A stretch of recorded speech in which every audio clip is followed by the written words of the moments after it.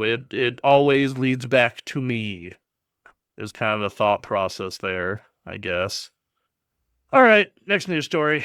Um, Analysts. Oh, what? That's not right. Will GTA 6 be $100? There we go. Jesus Christ.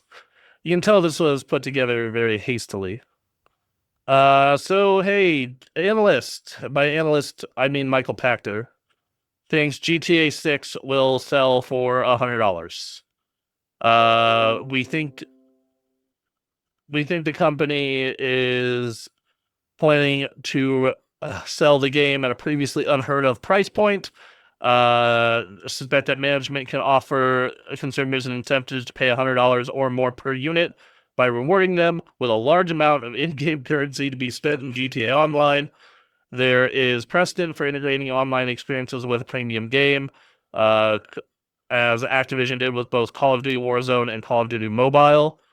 In Activision's case, this led to a 40% increase in sales of Call of Duty Premium. In Take-Two's case, they think a successful integration of GTA Online and GTA 6 can lead to a $100 price point for the premium game. It is not the first time that the $100 price point for Rockstar's upcoming game has been mooted.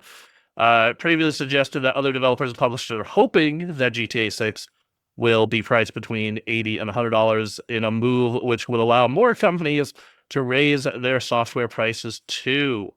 In August of 2020, Take-Two's NBA 2K21 as the first current gen game to be priced at $70, and other publishers followed suit.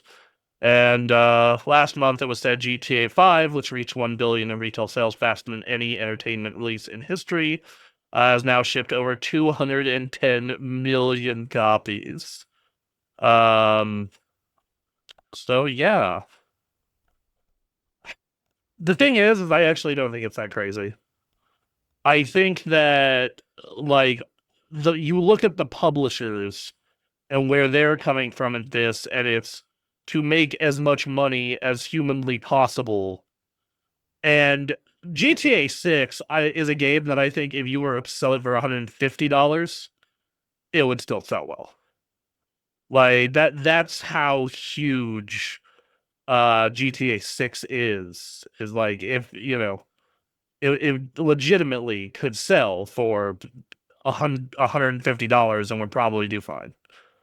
Um Now, one thing that comes to my mind here is I think video games being $100, if they were like they were in the olden times where you got the whole game and there wasn't all this gross additional purchases attached to it, would be very reasonable, actually.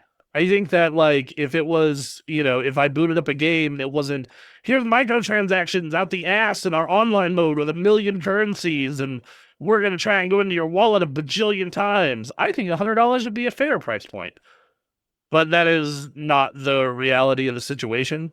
I think that, and I think you can make the argument that game prices have stayed relatively stagnant for a long time. They were $60 for 15 years, and then they're $70 right now. But right before they became $70, insane inflation happened. So you're like, well, they could go to 80, 100 might be a bit much. I already think $70 for some people is a hard line. Like, my girlfriend finally just got used to that price point, and kind of so did I. So, like, another 10 on top of it might be a hard sell for a lot of people. That going to 70 made me reduce my purchasing of games as a whole, or at least full priced video games that are that price. I think compared to other entertainment and inflation, $100 is probably where games should be. Like, from a business standpoint. From a consumer standpoint, my thought is, like, that's fucking nonsense, because I know that there's a million other ways they're making money on these that they didn't used to.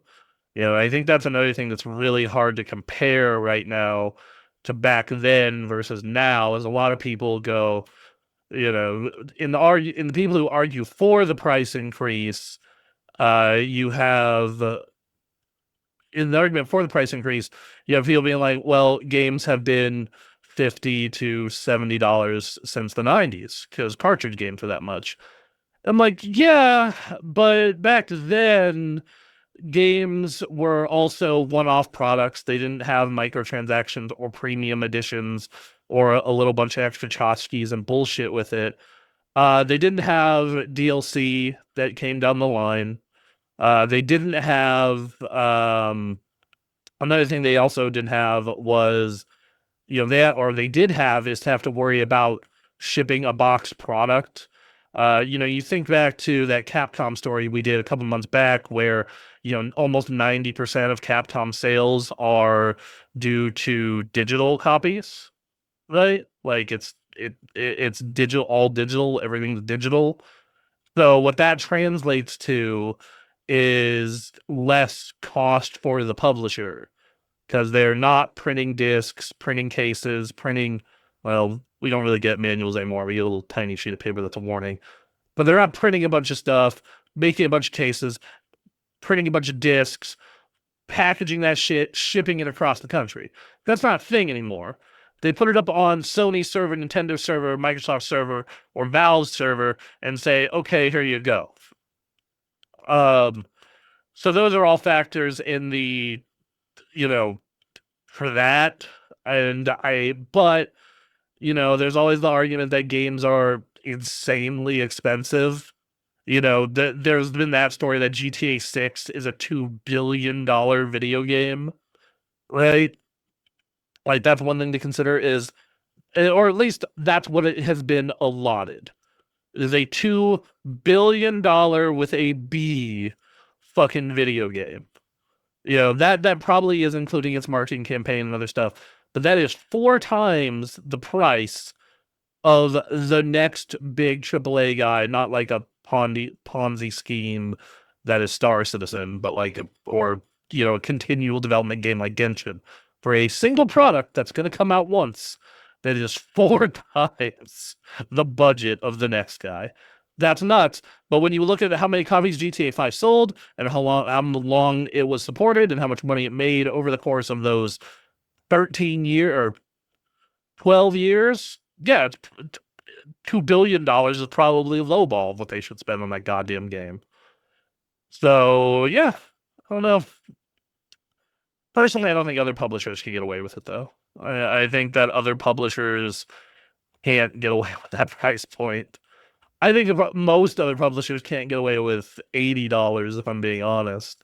I think the sports games probably can because the consumer there isn't as tuned in. I think that God. I think you probably get away with it from Software. I think that Elden Ring and those kind of games carry enough clout to where that won't really be an issue. But I think generally, in my mind at least, the consumer probably will not be cool with another $10 increase. But I don't know. I thought that about a lot of things, and then crazy inflation happened, and I was very wrong. So we'll see. Anyway, next news story.